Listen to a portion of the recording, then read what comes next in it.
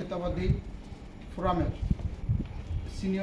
Senior সাধারণ সম্পাদক এবং দাউদকান্দি উপজেলা বিএনপি যুগ্ম আহ্বায়ক জনাব এনামুল হক সফর ভাই সহ আমাদের আজ ফোরামের সুপার 5 থেকে শুরু করে আমাদের নতুন যারা নেতৃবৃন্দ আছেন সকলকে জানাচ্ছি আমার আন্তরিক সালাম। আসসালামু আলাইকুম ওয়া রাহমাতুল্লাহি ওয়া বারাকাতুহু।